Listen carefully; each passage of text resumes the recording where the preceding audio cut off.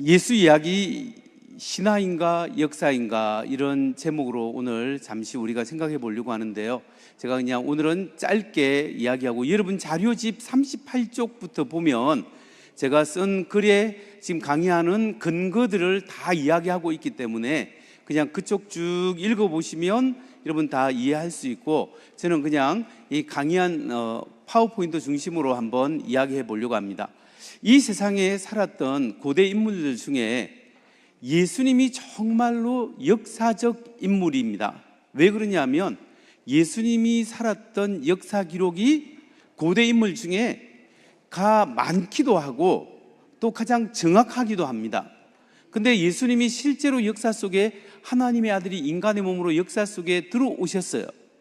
하나님의 아들이 아기 예수로 태어났는데 이것이 굉장히 역사적 상식이고 정확함에도 불구하고 잘못된 정보를 가진 사람들이 이걸 굉장히 업사이드 다운 뒤집어 버리게 되는 겁니다. 그래서 그럼 예수님이 얼마나 역사적 근거를 가진 사람인가, 여기에 대해서 우리가 한번 살펴보려고 하는데, 예수님이 역사적 인물이 아니라고 주장하는 사람들이 있습니다. 예수는 신하다라고 주장을 하는 사람들이 있는데요.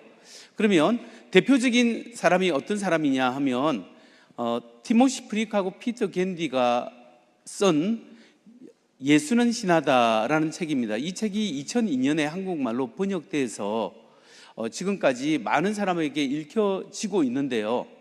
이 책을 읽고 어떤 사람들은 기존 교회를 다니던 사람들도 청년들도 굉장히 감동을 받고, 예수님이 실제 인물이 아니라 고대 그리스, 이집트, 로마 신화에서 베껴온 인물이다, 이렇게 생각하는 경향이 있습니다. 그래서 예수는 신하다, 이 책의 주장이 뭐냐면 예수는 실제 인물이 아니라 좀 전에 말했듯이 로마, 그리스, 그리고 이집트 신화가 있는데 그 신화들에서 각 세계에서 유대식으로 각 세계에서 만들어서 쓴 것이 마태복음, 마가복음, 누가복음, 요한복음이고, 예수 이야기는 실제 인물의 이야기가 아니다, 이렇게 이야기하는 거죠. 그리고 그것들이 각 신비 종교들, 그 시대에 살았던 예수님이 태어나기 약 500년, 1000년, 1500년부터 쭉 내려왔던 어떤 종교들이나 신화나 신비 종교들의 그 내용들을 다 조합해서 예수 이야기를 만들었다, 이렇게 주장을 합니다. 그래서 과연 이런 것이 얼마나 영향이 있는가 할 때, 전에 2008년에 신의 길, 인간의 길 SBS 대기획에서 다큐멘터리가 만들어졌지 않습니까? 근데 여기에 이 프로그램을 제1부 예수는 신의 아들인가라는 제목이 있었는데, 여기서 예수님은 실제 역사적 인물이 아닐 가능성이 많고 예수는 신화의 인물일 가능성이 훨씬 더 많다라고 주장을 했는데, 이런 프로그램을 만들게 된 배경이 뭐냐면 이 프로그램을 만든 PD가 모태신앙입니다. 모태신앙인데 왜 이걸 만들었냐라고 뉴스 엔조이와 인터뷰에서 밝힌 내용이 뭐냐면 자기가 예수는 신하다 그 책을 읽어보니까 정말로 예수님이 역사적 인물이 아니라 신화 속에 나오는 인물인데 지금 한국 기독교가 너무나 잘못 알고 있다. 자기가 이것을 올바르게 알려줘야 될 그런 의무감이 있어서 이런 다큐멘터 프로그램을 만들었다라고 이야기를 하는 겁니다. 그래서 실제로 그런 책들이 똑똑한 친구들이 읽고 프로그램을 만들거나 어떤 가르치는데 영향력을 끼치고 있다는 것이 이런 프로그램에서도 증명이 되고 있는 거죠. 그러면 여기에 나오는 내용이 어떤 내용인가 할 때 한 2분 정도만 우리가 영상으로 한번 만나보겠습니다. 모든 인간의 죄를 대신해 십자가에 못 박혀 죽은 뒤 부활한 신의 아들 예수. 그래서 그를 따르는 이들은 나약한 인간이 구원과 영생을 얻는 길은 오직 예수를 믿는 것밖에 다른 길이 없다고 믿는다. 그런데 우리가 익히 알고 있는 예수 이야기를 정면으로 반박하는 책이 있다. 예수는 신화일 뿐이라는 것이다. 사실 예수의 존재는 세계적으로 오래된 논쟁 중에 하나이다. All of that was already in existence in the ancient world for hundreds, possibly thousands of years before there was any Christianity. So the question we have to face is, how is that possible? And it looks to Peter and I like the answer is obvious. Somebody has taken the ancient myth of the dying and resurrecting God-man and recreated it in a Jewish setting. This is an amulet, a reconstruction of an amulet, which looks like it's Jesus. This is Osiris Dionysus. This is the pagan dying and resurrecting God-man. 예수님처럼 보이지만 실제로 예수님이 아니라 디오니소스 신이 십자가에 못 박혀 죽은 거다.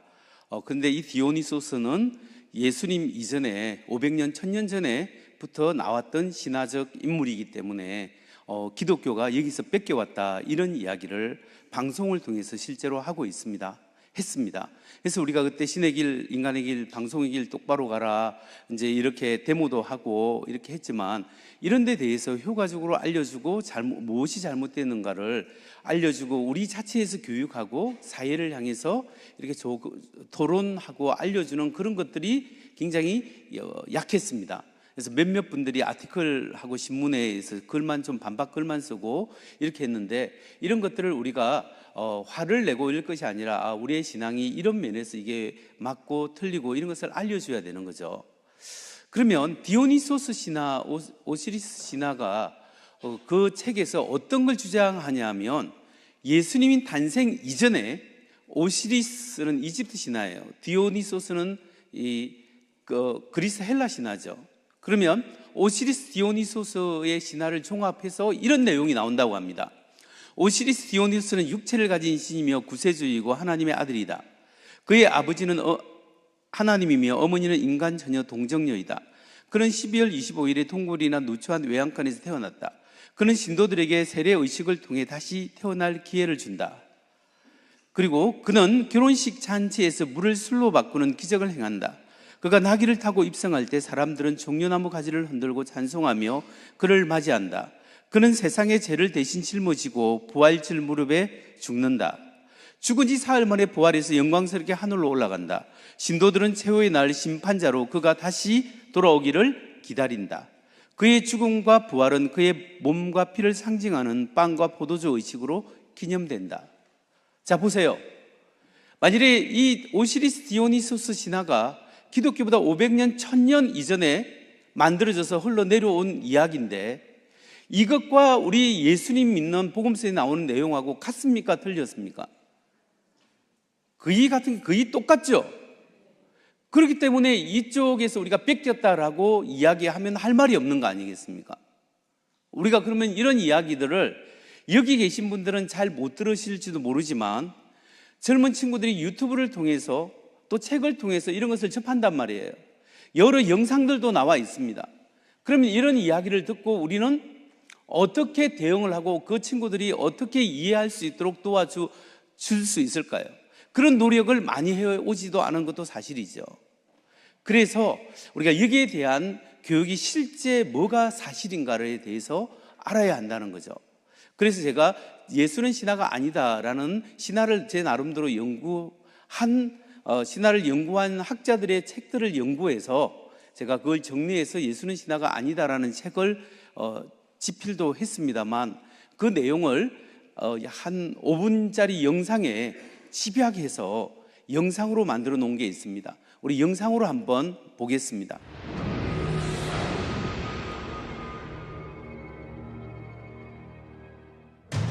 어떤 사람이 십자가에 매달려 있는 고대의 부적입니다. 마치 십자가에 못 박힌 예수의 모습 같지만 이것은 십자가에 못 박힌 디오니소스 신입니다. 한 노인이 아기에게 커다란 십자가를 전해주는 모습이 새겨진 대리석 석관입니다. 이 아기는 아기 예수를 떠올리게 하지만 디오니소스 신입니다. 티모시 프리크와 피터 겐디의 예수는 신하다. 이 책은 2002년에 출판되어 위와 같은 유사점들을 근거로 제시하며 예수의 이야기가 고대 신화 속의 이야기들을 모방했다고 주장하며 우리를 충격에 빠뜨립니다. 그들이 주장하는 내용의 또 다른 증거들을 살펴볼까요? 십자가에 못 박혀 죽고 사흘 만에 부활한 신들이 고대 신화에도 존재하였다고 합니다. 기록에 따르면 오시리스 신화의 오시리스도 죽은 지 사흘 만에 부활하였고, 그리스 로마 신화의 디오니소스 신도 죽은 후 얼마 되지 않아 무덤에서 하늘로 올라갔다고 전해집니다. 결혼식장에서 물을 포도주로 만드는 신이 있었다고 합니다. 최후 심판날에 심판주로서 다시 돌아오는 신도 있었다고 합니다. 페르시아에서 기원해 2세기에서 4세기 전 로마 제국에서 유행한 미트라스교의 신도들은 미트라스도 하늘에 올라가서 종말의 때를 기다리고 있다고 믿었습니다. 그 밖에도 예수는 신하다의 저자들은 유사점으로 세례의식과 빵과 포도주를 먹는 영성체 의식 등을 예로 들고 있습니다. 고대 신화 속 이야기와 예수 이야기의 유사점을 우리는 어떻게 이해해야 할까요? 예수의 이야기가 고대 신화를 모방했다는 주장은 과연 진실일까요? 우리는 정반대의 주장을 펼쳐봅니다.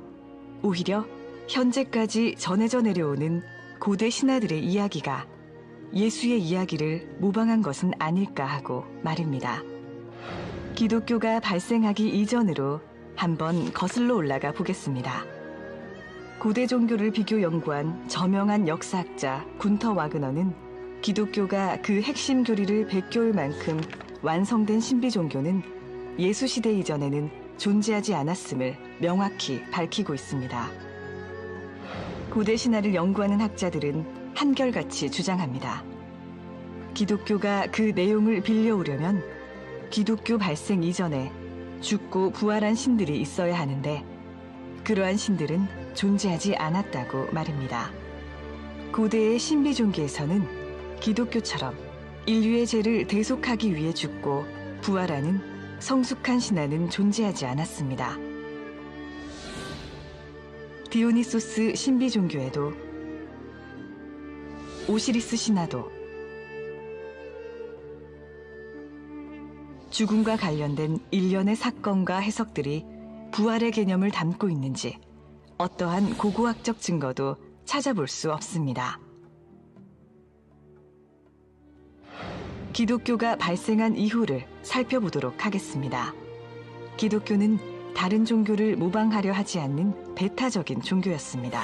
그러나 고대 신비 종교들은 처음부터 혼합주의를 지향하며 AD 2세기 후반부터 3세기에 기독교 신앙을 포용하며 적극적으로 모방하였습니다. 그 결과 기독교가 그리스 로마 지역에 확산된 이후 2세기에서 3세기가 되었을 때 이야기의 유사점들이 나타나기 시작합니다. 예수는 신하다에 등장하는 자료들을 다시 살펴볼까요? 이것은 기원 후 3세기에 만들어진 것입니다. 이것은 기원 후 2세기에서 3세기 사이에 만들어진 것입니다. 처음부터 배타적이었던 기독교가 신비 종교를 모방한 것이 아니라 모방을 허용하는 신비 종교들이 기독교와 경쟁하면서 오히려 기독교를 모방하였다고 보는 것이 타당합니다. 신화는 민족의 기원과 인류의 역사를 이해하는 데 도움이 되지만 역사적 사실로 받아들여지지는 않습니다. 언제 어디서 어떻게 그 신화가 발생했는지 목격자도 정확한 역사적 설명도 없습니다. 그러나 기독교는 처음부터 역사를 제시합니다. 예수가 언제 어디서 태어나고 무엇을 가르쳤고 어떻게 죽고 부활했는가에 대한 역사적 증언과 설명을 제시합니다. 기독교 이전에 기독교와 같은 교리를 가진 고대 신화는 단 하나도 없습니다.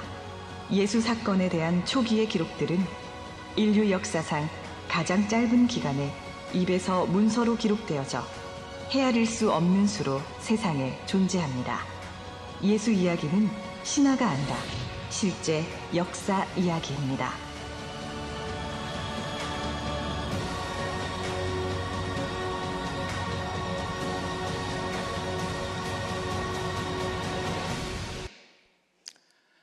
자, 우리 영상에서 봤듯이 기독교 발생 이전에, 여기 지금 노란 기독교 변정 컨퍼런스라는 이 라인이 예수님 태어난 당시라고 생각해 보십시오. 그러면 고대 그리스, 로마, 이집트 신화는 그 이전부터 쭉 있어 왔습니다. 1000년, 1500년부터 쭉 있어 온 신화들이 있어요. 그런데 그 예수님 태어나기 이전에는 우리 죄를 위하여 십자가에 죽고 부활하고 다시 오고 동정녀에 태어나서 우리 인류의 죄를 용서하거나 그 죄를 사함을 위한 세례를 주거나 이런 교리를 가진 신비 종교나 그런 것들이 있느냐? 없어요. 없는데, 그럼 왜 그러면 예수는 신하다라는 책에서 기독교가 뺏겼냐면, 이름은 우리가 예수님 태어나기 이전에 1000년, 1500년부터 있어 왔지만 닮은 적은 어디서 나오냐면은 예수님의 복음이 그리스, 로마, 이집트 지중해 연안에 쫙 퍼져나가고 잘 부흥 발전해 갈 때 다른 신비 종교들은 각 지역의 고향의 향토 종교라고 생각하면 됩니다. 그 향토 종교에서, 민속 종교에서 그 종교들은 혼합 종교입니다. 그러니까 이것이 잘 되면 이걸 빌려오고 저것이 잘 되면 저걸 빌려오는데 가만히 보면 기독교가 너무 부흥하고 잘 되는 거예요. 자기도 잘 되려고 하니까 이걸 베껴온 문서, 실제로 그런 흔적들이 많이 나와 있습니다. 그렇기 때문에 닮은 점은 예수의 복음이 전파되고 난 다음에 100년, 최소한 100년, 200년, 300년 어간에 기독교와 닮은 것들이 우후죽순으로 일어나기 시작하는 거죠. 그래서 실제로 고대 신화를 연구하는 학자들은 예수님의 이야기가 기독교가 베낀 것이 아니라 혼합 종교인 그 신비 종교들, 각 다른 신화들이 기독교를 나중에 베꼈다는 흔적은 너무나 명확하고 정확하기 때문에 도리어 예수님이 뺏긴 것이 아니라, 예수 복음이 뺏긴 것이 아니라 다른 혼합 종교가 기독교를 뺏겼다라고 보는 것이 학문적으로 타당하다고 이야기를 하고 있습니다. 그렇기 때문에 기독교 발생 이전에 우리 죄를 위하여 십자가에 죽고 부활했다라는, 다시 살아났다는 그런 신은 있느냐? 단 하나도 없어요. 그러면 그쪽에도 부활 개념이 있지 않습니까? 부활 개념이 있습니다. 어떤 개념으로 부활 개념을 사용하냐 하면 농사의 주기의 개념으로 사용합니다. 예를 들어서 겨울에 죽습니다. 봄에 싹이 트기 시작합니다. 여름에 성장합니다. 가을에 열매를 거둡니다. 겨울에 다시 죽어요. 그리고 봄에 또 싹이 핍니다.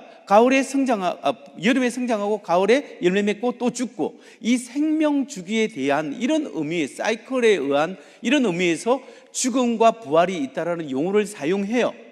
그런데 실제로 우리 기독교는 그게 아니라 예수님이 우리 죄를 위하여 실제로 역사 속에 십자가에 죽고 부활했지 않습니까? 이런 의미에서 부활 개념은 없다라는 이야기예요. 이게 전혀 완전히 다르다라는 이야기죠.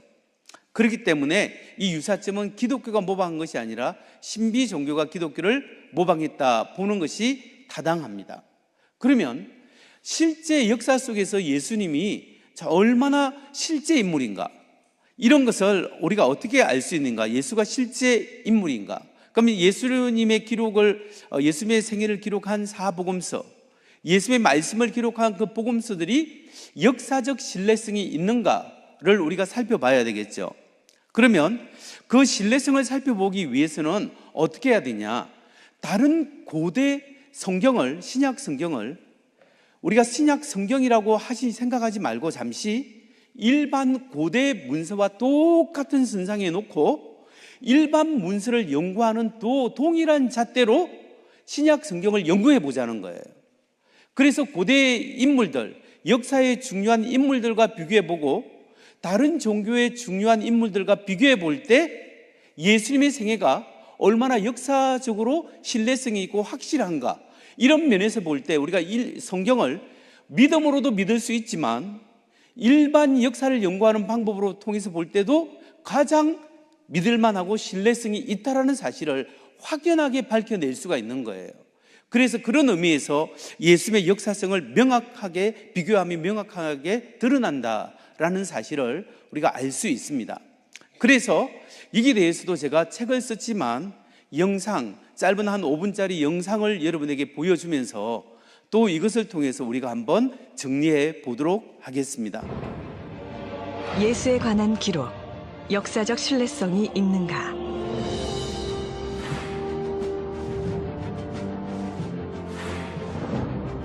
예수의 생애를 담고 있는 성서의 역사적 신뢰성에 대해 문제를 제기하는 사람들이 있습니다.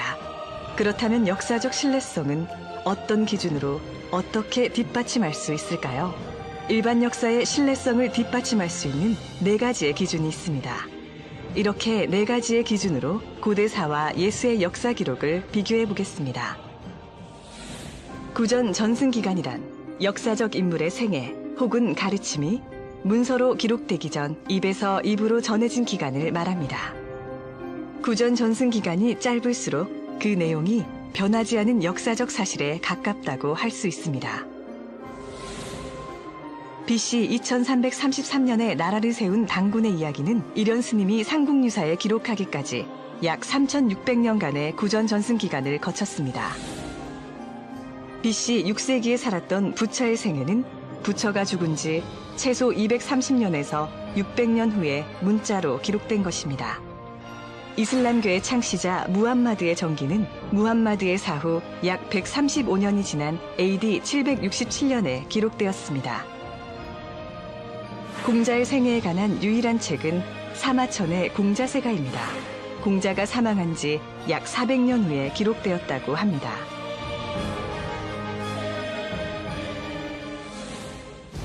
알렉산더 대왕의 기록은 그가 죽은 지 약 400년 후 아리안과 플루타크에 의해 쓰였습니다.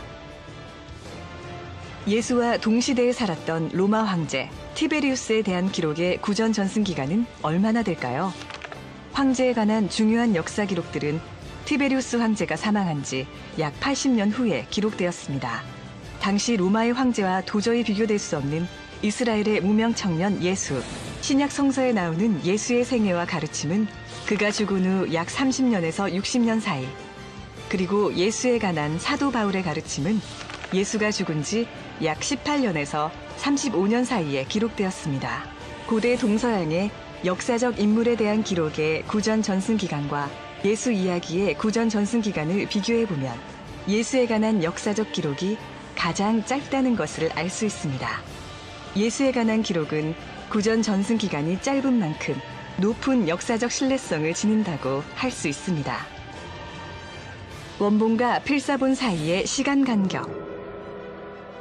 구전 전승 기간을 거친 후 기록된 고대 문서의 원본들은 일일이 손으로 베껴 적어 후대에 전해졌습니다. 이때 원본과 필사본 사이의 시간 간격이 적을수록 그 내용이 원본 그대로일 확률이 높아지게 됩니다.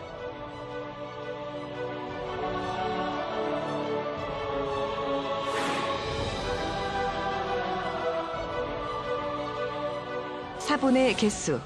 고대 기록물 중에서 성서만큼 많은 개수의 사본이 존재하는 기록물은 없습니다. 사본의 수가 많을수록 내용의 신뢰성은 높다고 할 수 있습니다.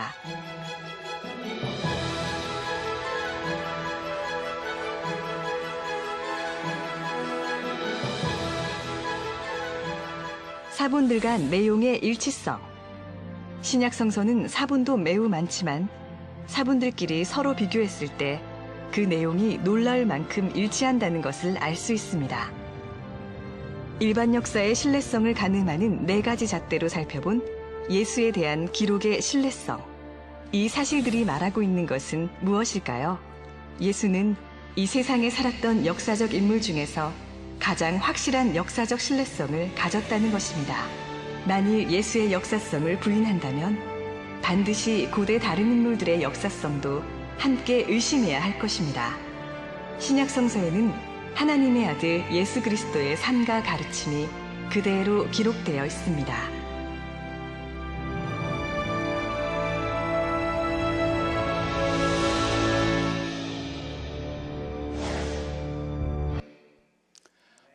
우리가 여기서 보듯이 고대 문서를 연구하는 방법으로 보면 구전이 굉장히 짧습니다. 짧은 기간에, 그리고 사본과 원본 간의 필사 기간도 짧고 또 훨씬 사본도 많기 때문에 서로 무엇이 틀렸는가 무엇이 맞는가를 비교 검토할 수가 있는 거죠. 근데 그렇게 비교 검토해 보면 사본 간의 일치성도 굉장히 뛰어난 거죠. 그런 의미에서 볼 때 예수님에 관한 기록은 너무나 정확한데 심지어 로마 황제보다 더 정확합니다. 예수님 당시 로마 황제가 누구였습니까? 타이베리우스 티베리우스 황제죠. 공교롭게도 티베리우스 황제에 관련된 역사 기록이 4가지예요.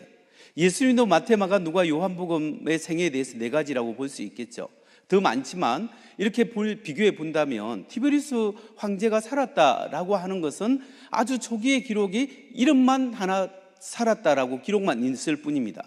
두 번째는 스토니우스하고 역사가 다른 역사가에 의해서 쓰여진 것은 티베리우스 황제가 죽고 난 다음에 약 80년에서 100년 이후에 적혀진 게 있습니다.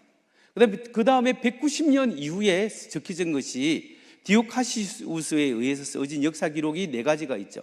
근데 예수님은 마태, 마가, 누가, 요한 4가지 있지만 예수님 죽고 난 다음에 죽고 부활 후에 약 18년에서 30년 사이에 마태, 마가, 누가, 요한복음이 다 기록되었다면 무리가 없지.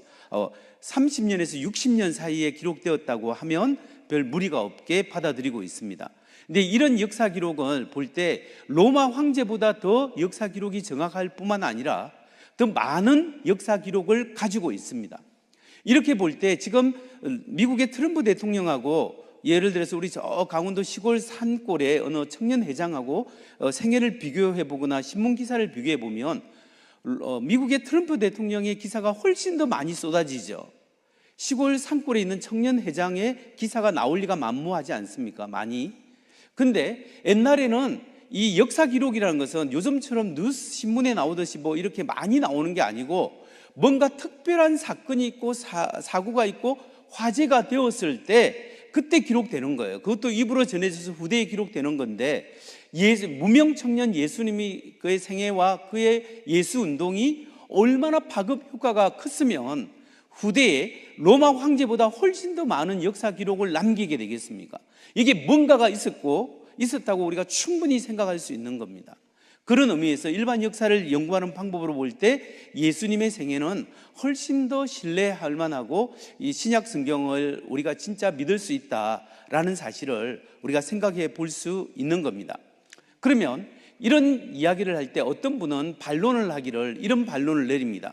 목사님, 예수님 이야기는 성경에만 나오니까 성경이 아무리 정확하다 해도 나는 그 성경을 믿지 못하겠습니다 라고 이야기를 합니다. 예수 이야기는 성경에 나오는데 성경에만 나오는 예수 이야기를 내가 어떻게 역사적 신뢰성이 있다라고 이야기할 수 있겠느냐, 나 반쯤 믿고 반쯤 못 믿겠다라고 생각할 수도 있겠죠. 그런데 그렇지 않습니다. 예수님의 생애는 성경에도 나오고 일반 역사에도 나오는 거예요. 예를 들면 사실은 공자의 생애는 이 사기에 나오는데 사마천이 쓴 공자세가에 나옵니다. 공자세가였는데 이 공자세가는 공자가 죽고 난 다음에 400년 후에 적혀진 글이에요. 조각들을 모아서 쓴 글이죠. 그 생애인데 우리 복음서 예수님의 마태, 마가, 누가, 요한처럼 이렇게 적혀져 있는 거예요. 그런데 그 외 공자님의 생애에 대해서 상세한 내용은 중국 일반 역사에 찾기가 너무나 힘들어요. 아주 힘들어요. 물론 여러 가지 이유가 있겠지만 일반 역사의 중국 역사 기록에 공자님의 생애에 대해서 알기가 굉장히 만무합니다. 그러면 스가모니 부처님의 역사 기록, 이 역사 기록은 부처가 죽은 다음에 230년에서 600년 사이에 부처의 생애가 기록되었기 때문에 이것도 또한 구전어로 전해졌기 때문에 일반 인도의 역사에 있어서 부처의 생애의 일반 역사를 찾기란 너무나 힘듭니다.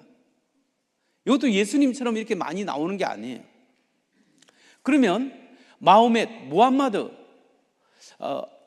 이슬람의 창시자 무함마드 같은 경우는 어떻습니까? 쿠란에서 좀 무함마드의 이야기 나오고 그의 생애 하디스, 그의 생활 교본인 하디스에서 나오고 있습니다.